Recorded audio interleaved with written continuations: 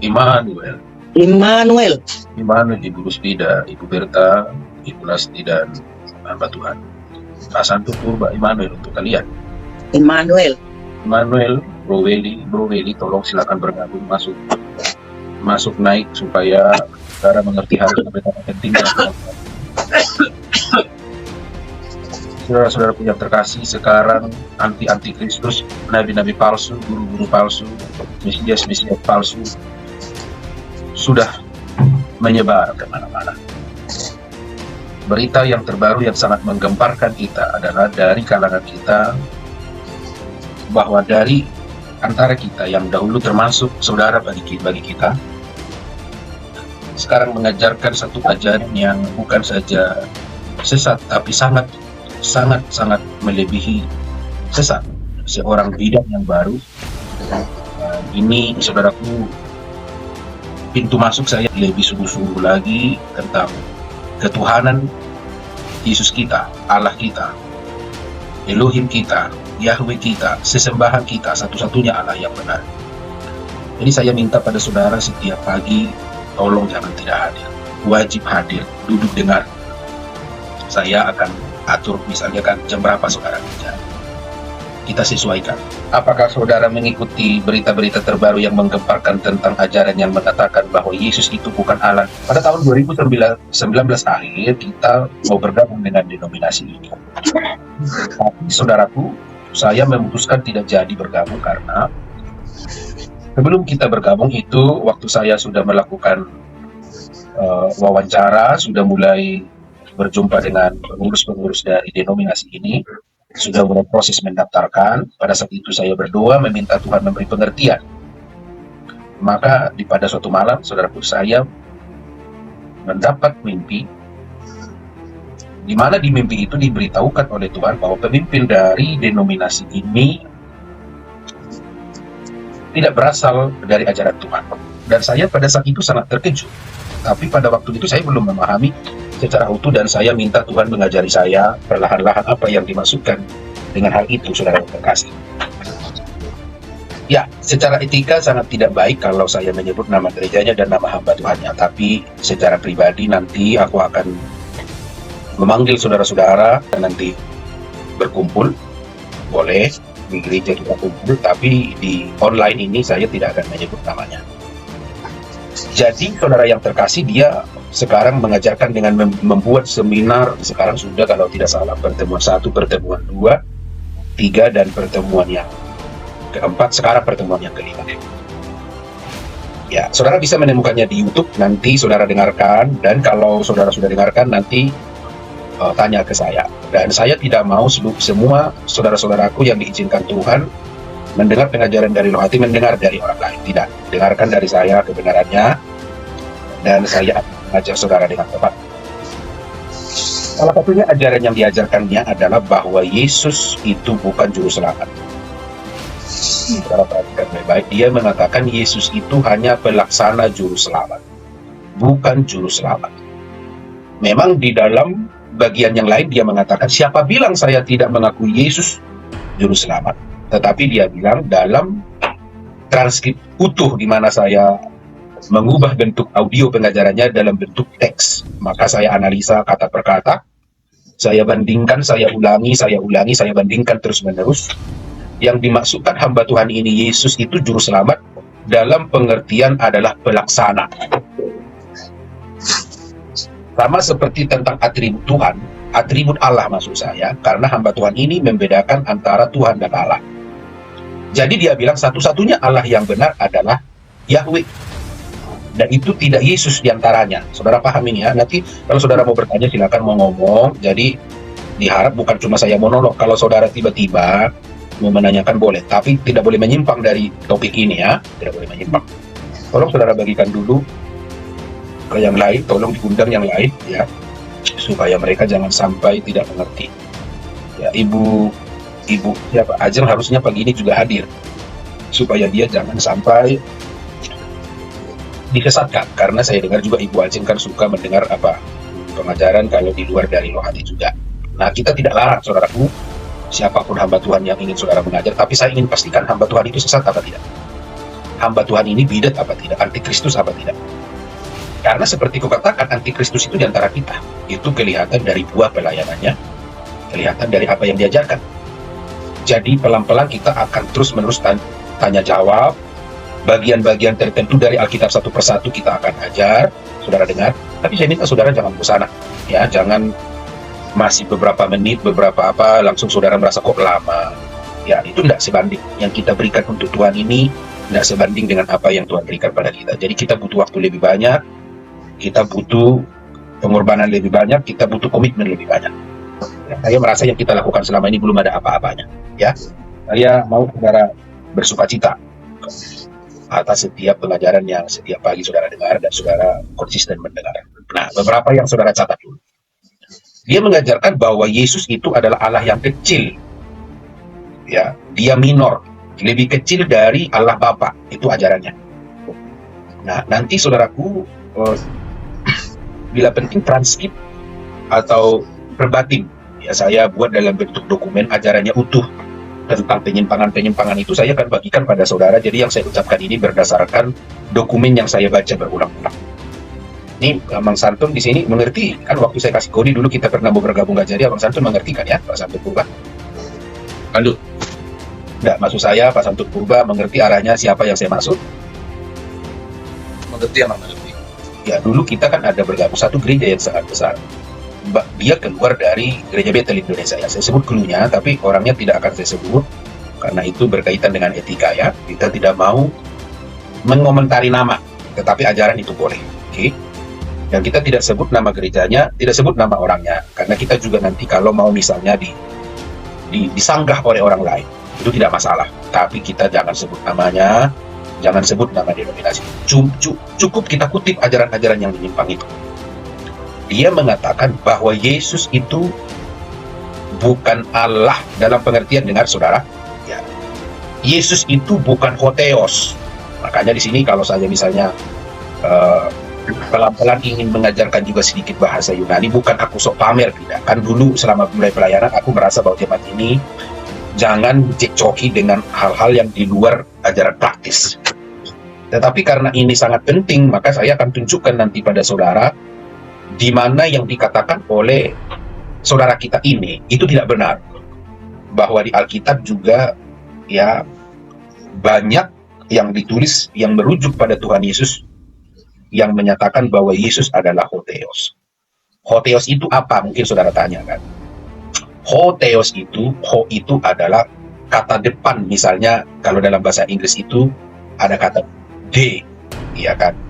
Jadi Hotheos itu artinya dalam pengajaran Alkitab, kalau kita mau melihat konteks yang utuh secara keseluruhan di dalam perjanjian baru secara khusus, itu artinya adalah Allah yang benar secara umum, walaupun sebenarnya kata theos seperti yang kita sudah pelajari berulang-ulang tidak selalu digunakan pada Allah yang benar. Kemarin waktu kita belajar dari 1 Korintus pasal 8 kan kita menyebut ada banyak Allah di dunia ini. Nah saudaraku, kata Allah itu adalah theos. Ada banyak Allah di dunia ini dan ada banyak Tuhan. Tuhan itu bahasa Yunaninya adalah kurios. Ya. Nah, saudara yang terkasih, saudara kita ini mengajarkan bahwa theos dan kurios itu berbeda. Silakan bergabung yang saudara yang lainnya. Nah, anak-anak kita juga tolong mereka harus mendengar. Selagi bisa kita jawab, kita takutnya ya anak-anak kita kan tidak dengar firman, tiba-tiba didengar dari orang lain. Waduh, itu bahaya kalau sudah jiwanya dipengaruhi begitu. Kita menjelaskan apapun udah tidak bisa diterima oleh anak-anak kita. Itu sangat berbahaya.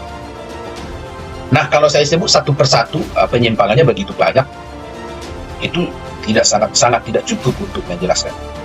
Nah, satu persatu kita akan pelajari, saudaraku yang terkasih. Bagian yang pertama yang ingin kita ajarkan adalah tentang apa ini? Si pembantai darah. Ini si pembantai darah saya terima, tapi tolong fokus ke tema ya. Oke. Jangan menyimpang dari temanya, oke? Kita sambut dulu saudara kita. Halo, si pembantai darah, ini saudara mau sungguh-sungguh ingin mendengar?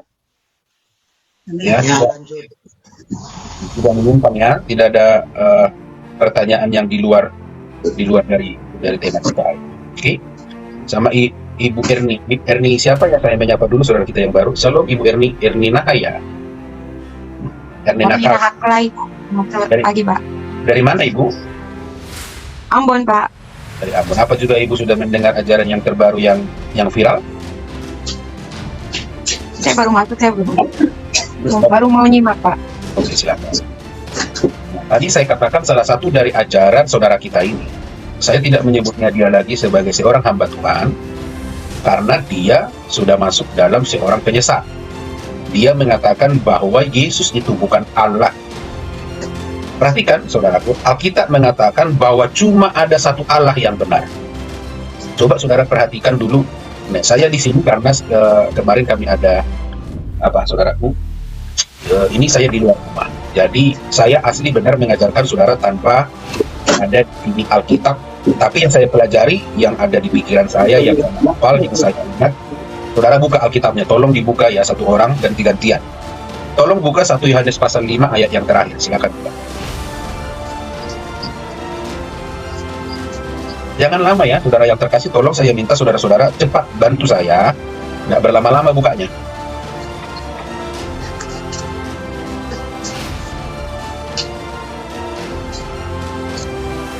Satu Yohanes 5 ayat berapa, Pak? 1 Ayat- Yohanes 5 Ayat yang ke-21, silakan. Anak-anakku, waspadalah terhadap segala berhala. Oke. Tolong ditulis, saudaraku. Ini sangat penting sekali. Tolong ditulis. Kalau ada seseorang yang mengajarkan ajaran yang aneh, yang menyimpang, yang sesat tentang ketuhanan Yesus Kristus, maka orang itu sedang mengajarkan berhala di gerejanya. Catat itu. Bapak, saya boleh bertanya nggak? Belum. Jangan bertanya sebelum ada. Jangan dulu. Jangan. Oke. Jangan ya. Kalau nanti saya sudah jelaskan baru boleh ditanya. Kalau tidak nanti terganggu ya. Kalau seseorang tidak mengajarkan ajaran yang benar tentang ketuhanan Yesus Kristus, maka itu bagian dari berhala. Oke, saya akan baca ayat itu. Akan tetapi kita tahu bahwa anak Allah telah datang dan telah mengaruniakan pengertian pada kita, supaya kita mengenal yang benar. Saudara catat, supaya kita mengenal yang benar. Dan kita ada di dalam yang benar. Jadi ada dua, mengenal yang benar, di dalam yang benar. Ini saudara yang Ibu Lasti saya keluarkan dulu supaya jangan noise ya. Oke, sebentar. Oke, Ibu Lasti udah keluar kan? Oke, nggak apa-apa. Saya baca, oke. Jadi kedatangan Yesus Kristus itu yang adalah anak tunggal Allah. Nah, anak tunggal Allah ini nanti dapat kita jelaskan. Belum saatnya anak tunggal Allah. Dia datang memberikan atau mengaruniakan kepada kita pengertian yang benar. 1. Kita tinggal di dalam yang benar. 2. Ya. Kita mendapatkan pengertian yang benar. Pertama. Yang kedua, kita mengenal yang benar. Itu yang kedua. Dan 3. Kita ada di dalam yang benar. Ada 3. Saudara pegang itu, catat itu. Yang pertama, kedatangan Tuhan Yesus Kristus. Tujuannya supaya kita mendapatkan, diberikan kasih karunia, dan kita memiliki pengertian yang benar tentang Tuhan. Yang kedua, kita mengenal yang benar siapa Tuhan. Yang ketiga, kita tinggal di dalam Tuhan yang benar. Ada 3. Saudara sudah catat? Siapa yang sudah mencatatnya? Harus direnungkan di rumah. Jadi harus dicatat ya saudaraku, jangan sampai tidak dicatat. Nah, sekarang perhatikan. Di dalam anaknya Yesus Kristus. Sekarang tolong baca. Setelah itu siapa satu orang? Setelah dikatakan di dalam anaknya Yesus Kristus. Ayo silakan dibaca. Apa bagian terakhir? Dia adalah Allah yang benar dan hidup yang kekal. Ya, di situ jelas dikatakan bahwa Yesus adalah apa saudaraku? Allah yang benar. Allah yang benar. Jadi kalau seseorang mengajarkan bahwa Yesus bukan Allah dalam pengertian bukan hotheos. Hotheos itu adalah bahasa Yunani. Theos itu artinya Allah. Kalau seseorang mengajarkan bahwa Yesus itu bukan Allah yang yang sebenarnya. Karena dia mengatakan bahwa Yesus itu hanyalah Allah yang lebih kecil. Di ayat 20 itu jelas dikatakan Yesus itu adalah Hotheos. Hotheos kalau menurut saudara kita ini, kalau Hotheos itu merujuk hanya kepada Allah Bapa, dalam pengertian dia mengatakan bahasa lainnya pada Yahweh. Ya. Maka yang dinyatakannya itu salah, karena jelas dikatakan di sini adalah dia dalam pengertian Yesus. Dia atau Yesus adalah Allah yang benar dan hidup yang kekal. Itu berarti kalau seseorang menolak mengakui bahwa Yesus adalah satu-satunya Allah yang benar, maka dia tidak akan menerima hidup yang kekal. Kalau seseorang mengatakan bahwa Yesus itu bukan Allah, Yesus itu dalam pengertian, karena di satu sisi memang dia mengatakan, siapa bilang saya tidak mengatakan bahwa Yesus itu bukan Allah, tapi dalam pengertian dikatakan Allah yang minor. Kita tidak mengenal. Ajaran Kristen tidak mengenal apa itu Allah mayor, apa itu Allah minor. Tidak ada Allah mayor, tidak ada Allah minor.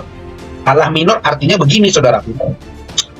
Derajat atau hakikat kealahan Yesus Kristus itu lebih kecil dari Allah Bapa. Itu berarti ada dua Tuhan, dong. Ada dua Allah. Ya, kita tidak mengakui ada dua Allah, tidak mengakui ada dua Tuhan. Kemarin ini sudah saya ajarkan berulang-ulang. Memang di dunia ini ada Allah, banyak Allah. Ada banyak Tuhan, tetapi cuma satu Allah yang benar. Allah kita, Tuhan kita, itulah Yesus Kristus. Nah, jadi di sini saudaraku perhatikan baik-baik ya. Kalau seseorang tidak mengakui bahwa Yesus adalah satu-satunya Allahnya, Yesus adalah satu-satunya Tuhannya, maka di sini otomatis dia tidak akan mendapat pengertian yang benar. Dia tidak akan mengenal yang benar. Dia tidak akan tinggal di dalam yang benar. Maka Tuhan otomatis memblok. Otomatis mata orang itu akan dibutakan. Saudara mengerti apa yang saya maksud? Kalau seseorang menolak mengakui, karena pengakuan iman kita itu kan, kemarin waktu kita baca saudaraku yang terkasih, dari Roma pasal yang 10 itu, barang siapa mengaku, apa dikatakan? Yesus adalah Tuhan, akan diselamatkan. Nah, kata Tuhan, di situ ya Allah yang benar. Nah, saudara perhatikan, kan berulang-ulang aku katakan, gelar kepada Tuhan sesembahan kita yang benar itu banyak. Ada kata Tuhan, ada kata Allah. Walaupun saudara-saudara kita yang Muslim sebagian, tapi ini kelompok minoritas, di antara mereka mengklaim bahwa istilah Allah itu eksklusif adalah sesembahan Allahnya orang Muslim. Tapi itu cuma klaim sebagian kecil. Padahal sejarah mengatakan tidak. Kan agama Islam itu baru datang 500 tahun sesudah Masehi. Ya tepatnya hampir 600 tahun lah. Jadi orang agama Muslim lah tepatnya. Baru saudaraku menyembah menggunakan kata Allah setelah 600 tahun. Sedangkan kekristenan ya 60 tahun, 70 tahun, 80 sesudah Masehi, 90 sudah menggunakan bahasa Aram dan juga bahasa Arab. Nah, saudara tolong perhatikan. Bahasa Arab itu adalah turunan dari bahasa Arab. Sama seperti di sini, saudara, kalau bahasa Indonesia dan bahasa Melayu dan bahasa Malaysia itu sama toh? Ya, kan cuma sedikit perbedaan antara bahasa Indonesia dengan bahasa Melayu. Beda sedikit kan, saudaraku? Cuma sedikit juga perbedaan antara bahasa Indonesia dan dengan bahasa Malaysia. Nah, seperti itu, saudaraku. Bahasa Aram turunannya adalah bahasa Heber kadang disebut, atau bahasa Ibrani. Bahasanya orang-orang Israel, orang-orang Yahudi. Nah, turunannya selanjutnya adalah bahasa Arab. Itulah sebabnya kata Allah itu dari dua kata, al dan lah. Nah, al itu dalam bahasa Heber itu adalah el. Dalam bahasa Aram juga el. Makanya itu cuma beda huruf. Yang satu mengatakan Eloah, yang satu mengatakan Elah, yang satu lagi mengatakan Allah.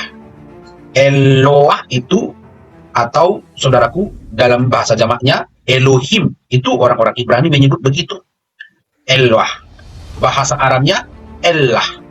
Bahasa Arabnya yang diserap jadi bahasa Indonesia adalah Allah. Jadi cuma perbedaan 1-2 huruf to.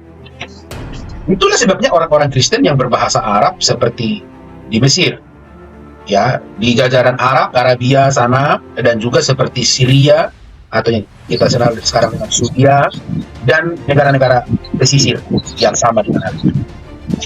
Sebelum ada Islam, kekristenan udah ada di sana. Bahkan di Mekkah itu yang kita kenal sekarang jadi pusat peribadatan saudara-saudara kita yang Muslim, itu dulu adalah tempatnya orang-orang Kristen.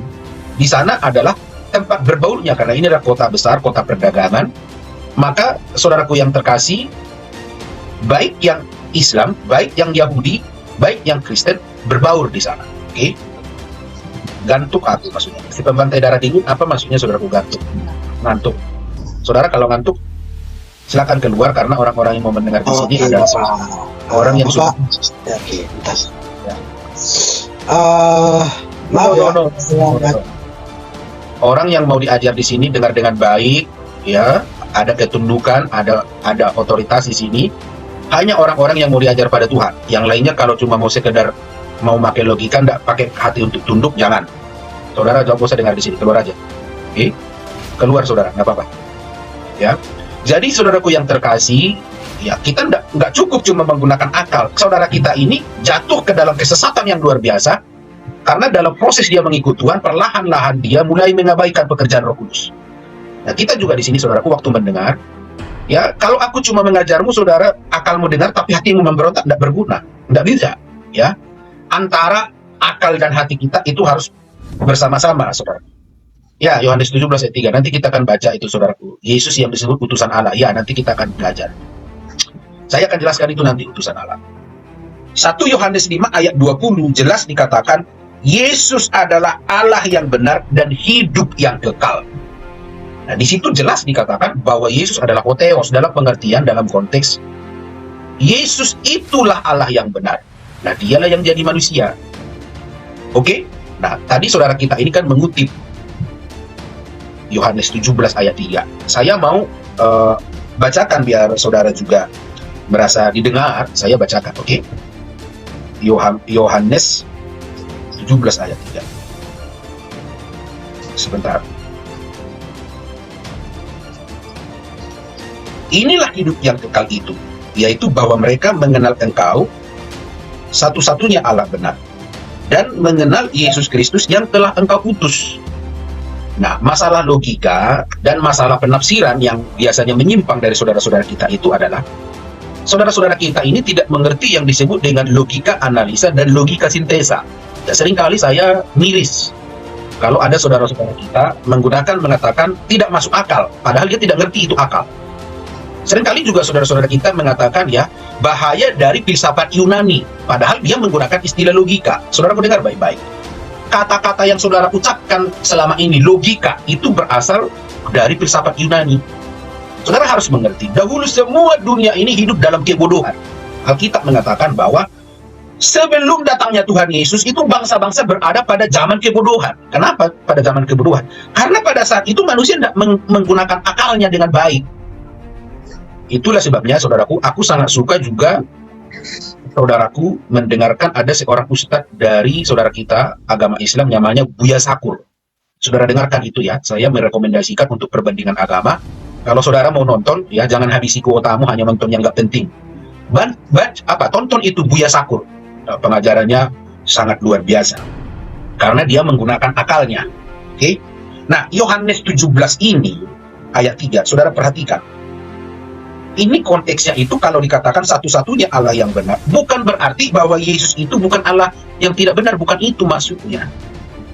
Istilah kai dalam bahasa Yunani itu tidak hendak memisahkan. Contoh saya kutip Yohanes 1 ayat 1. Dengar di situ saya baca aja. Saya ucapkan aja Yohanes 1 ayat 1. Pada mulanya adalah firman. Dan firman itu, lihat pergunakan kata dan. Pada mulanya adalah firman. Firman itu adalah Allah. Di situ ada kata kai, sama seperti di sini. Engkau satu-satunya Allah yang benar. Dan, jadi kata dan itu jangan dilogikakan bahwa Allah yang benar, Yahweh, Yesus bukan Allah yang benar. Tidak begitu. Karena kalau saudara mempelajari konteks Yohanes 17 ini secara utuh, ini kan ada video itu saya buat jadi speech itu. Menjawab saudara kita yang mengatakan bahwa Allah yang benar itu ada di ajaran saudara kita yang Muslim. Itu ada video sudah saya jelaskan ini. Contoh saudaraku yang terkasih, perhatikan dulu misalnya ayat yang kedua. Yohanes 17 ayat kedua. Sama seperti engkau telah memberikan kepadanya kuasa atas segala yang hidup, demikian pula ia akan memberikan hidup yang kekal. Siapa yang memberikan hidup kekal di sini? Saya mau tanya, saudara. Yang disebut memberikan hidup yang kekal merujuk pada siapa? Pada Yesus. Yesus ya. Saya mau tanya, bisakah yang bukan Allah memberikan hidup yang kekal? Tidak bisa. Tidak bisa. Jadi kalau misalnya kalau orang ngomong ke saudara, kamu harus belajar konteks. Nah, kadang aku juga, saudaraku ya, perih kalau kadang mendengar banyak orang sering menggunakan konteks tapi tidak mengerti apa itu konteks. Ya, konteks itu dalam bahasa Latin itu berasal dari dua kata, kon dan tere. Kon dan tere itu artinya bersama-sama dengan teks. Sebenarnya kata teks itu berasal dari istilah itu, saudaraku, mengayam. Saudara, dulu orang Batak itu kalau bikin tikar itu mengayam. Saudara tahu itu, masih ingat itu? Ibu Rusmida masih sempat nggak memakai tikar yang diayam dari apa? Anyam. Ya? Dianyam. Tikar yang Apa? dianyam. Tikar Dianyam. yang dianyam. Nah, tikar yang diayam itu, yang diayam itu dari apa? Dari apa? Pakai N. Nggak pakai N. Anyam. Nah, anyam. Dianyam. Ya. Jadi anyam. Itu tikarnya itu dibuat dari apa? Pak Santo? Bahasa Batak. Bayon bahasa Bataknya. Bayon. Bahasa Indonesia bayon apa ya? Nggak tahu. Nggak ada, karena hanya di daerah Batak yang ada itu. Iya, kalau dalam terjemahan, kalau dalam bahasa Indonesia sekarang itu adalah menenun. Oke? Jadi menenun itu artinya menghubungkan berbagai benang. Kalau modernnya begitu kan? Rajut. Iya. Nah, kalau mengenyam, saya kadang bahasa Bataknya. Menganyam. Menganyam. Ya, itu artinya menghubungkan Satu dengan yang lain. satu dengan yang lain. Jadi istilah konteks itu artinya kita tidak boleh kutip cuma satu bagian, lepaskan dari bagian yang lain. Contoh ya, Yohanes 17 ayat yang kedua itu. Kita tidak boleh mengutip mengatakan, ayat yang ketiga, maaf, satu-satunya Allah yang benar, dan lalu memisahkan bahwa Yesus Kristus tidak benar. Tidak begitu. Jadi yang dimaksud, engkau satu-satunya Allah yang benar dan mengenali Yesus Kristus yang telah engkau utus, artinya pengertian satu-satunya Allah yang benar adalah mereka harus percaya Allah mengutus firman-Nya sendiri. Itu loh. Itu artinya satu-satunya pengertian yang benar tentang Allah yang benar adalah mereka harus percaya bahwa Yesus itu diutus oleh Allah sendiri dalam pengertian. Perhatikan, Allah mengutus firman-Nya. Itu artinya. Jadi jangan diartikan Allah yang benar itu Yahweh, Yesus itu bukan Allah yang bukan Allah yang benar, itu koplak itu namanya. Ya. Jadi ada yang salah dalam berlogika. Nah, nanti saya akan bikin seminar khusus atau pengajaran khusus tentang logika. Maka saya juga harus ajar saudara supaya jangan salah menggunakan logika. Ada yang disebut logika deduksi, ada yang disebut logika induksi. Ada yang disebut dengan logika analisa, ada yang disebut dengan logika sintesa. Ada yang disebut dengan hukum kontradiksi, ada yang disebut hukum non-kontradiksi. Ada yang disebut dengan paradoksal. Jadi ada yang disebut juga sintesa, antitesa, ada yang disebut dengan tesis. Jadi saudaraku yang terkasih, ya, makanya kita perlu setiap hari sungguh-sungguh belajar. Tapi dalam pengertian seperti kukatakan, akal tidak akan cukup kalau roh Tuhan tidak hinggap pada kita. Nah, saudara perhatikan ini baik-baik. Secara khusus saya akan bawa dulu ke arah sana. Tapi ini sudah jam 6:04 ya. Saya ingin tanya dulu pada saudara. Kita selesaikan sekarang apa lanjut boleh 10 menit, apa 20 menit, apa 5 menit, bagaimana? Coba aku di mana ini? Makna utusan berbeda dengan ajaran seberang. Jadi mereka kira nggak akan mengerti. Maksudnya apa? Mereka kira-kira ya.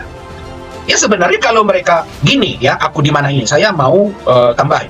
Kalau ahli-ahli agama mereka atau orang mereka yang coba mendekati Alkitab, belajar ilmu semantik lah, katakanlah dulu ilmu semantik, ilmu linguistik. Contoh mereka belajar hermeneutik, contoh mereka mendalami yang disebut teori hermeneutik modern. Katakanlah mereka belajar teori konteks, mereka dalami dulu, contoh etimologi konteks itu dari mana? Siapa pakar yang pertama kali menggunakannya? Bagaimana perkembangan menggunakannya? Kalau mereka sungguh-sungguh menggunakan akalnya, tidak sedang hendak mencoba menyesatkan orang lain atau memprovokasi mengadu domba, mereka pasti ngerti kok. Ya, yang hal-hal seperti ini, semua orang yang bijaksana, semua orang pintar tahu. Jadi memang kesimpulan terakhirnya lebih bagus begini. Kalau begini ya, ini terhormat. Ya agamamu, agamaku. Itu masih lebih terhormat. Jadi di antara kita ada apa saudaraku namanya? Toleransi. Dibandingkan seseorang mengutip ayat Alkitab kita lalu dia terjemahkan menurut pengertiannya sendiri. Itu penghinaan. karena kita juga tidak mau urusi rumah tangga mereka, ya. Mereka bilang bahwa Yesus itu tidak disalibkan aja, kita bilang ya itu selesaikan urusanmu. Lu kalau bilang Yesus tidak disalibkan, karena di Alkitab jelas itu, ya. Mereka bilang, bukan cuma di Alkitab, sejarah-sejarah mulai dari zaman Romawi juga mencatat itu dengan jelas. Kalau mereka ada masalah dengan keyakinan mereka, ya udah mereka selesaikan, tetapi tidak dengan mengutip ayat firman Tuhan dan lalu menerjemahkan sesuai dengan pengertian mereka. Oke, saya mau tanya dulu saudara-saudaraku, jangan sampai kalian tidak nyaman karena lewat waktunya. Berapa menit lagi? Apa cukup dulu? Apa boleh 5 menit? Apa 10 menit? Karena saya ingin menjelaskan bagian yang kedua. Kalau Boleh bagian yang kedua besok aja dilanjut, Amang. Jadi tutup hari ini, udah selesai. Ya, kita tutup aja karena kita berapa kasihan orang-orang yang mau pergi, yang mau kerja gitu. Oke. Jadi sekarang kesimpulannya sudah dapat. Coba ambil dulu, jelaskan dulu kesimpulan yang aku jelaskan tadi dari 1 Yohanes pasal 5 ayat yang ke-20 itu. Apa kesimpulannya tadi, saudara? Kita harus bikin kesimpulannya. Tadi kesimpulannya apa, saudaraku?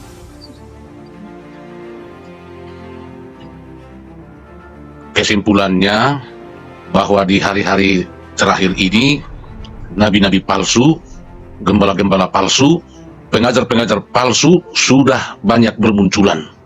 Jadi hati-hati dan waspadalah tentang firman yang benar. Demikian pengertian saya hari ini. Iya, jadi tolong ya semua yang bergabung di Lohati, aku tidak melarang kalian mendengarkan orang lain mengajar. Tapi tolong juga berkonsultasi dengan saya. Karena saya takut orang yang mengajar itu pertama hidupnya tidak benar. Yang paling berbahaya yang pertama adalah dia mengajar tapi dia itu menyangkal Yesus Kristus melalui perbuatannya.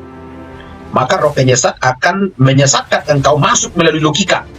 Karena logika tidak cukup, kamu harus diterangi roh Tuhan hatimu. Ya, jadi akal dan batinmu dan hatimu dan rohmu itu harus selaras. Itu yang pertama. Yang kedua, aku tidak mau kau mendengar orang lain mengajar cuma dipelesetin dan pada akhirnya kau tersesat. Sudah seperti kukatakan. Ya, antikristus itu ada di antara kita. Minggu kemarin itu udah berulang-ulang kukatakan itu. Dan sekarang bayangkan itu, pengikutnya itu hampir 100.000 yang konsisten mengajar, diajar setiap hari dan didengar. Dan dia tiba-tiba menyelingkung dan dia katakan, Yesus bukan juru selamat. Dalam pengertian bukan sumber juru selamat. Yesus bukan Allah yang benar. Dalam pengertian bukan Allah mayor, tapi Allah minor.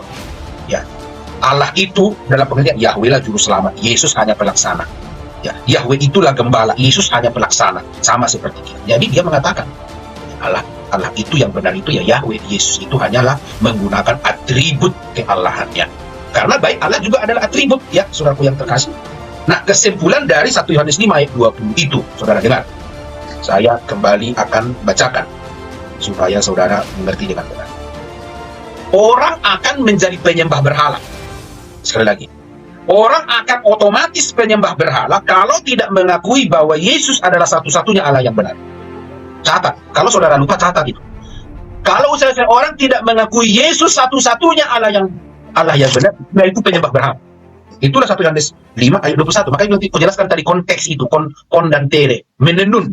Karena ayat 21 dan ayat 20 itu satu kesatuan, jangan dipisah-pisah.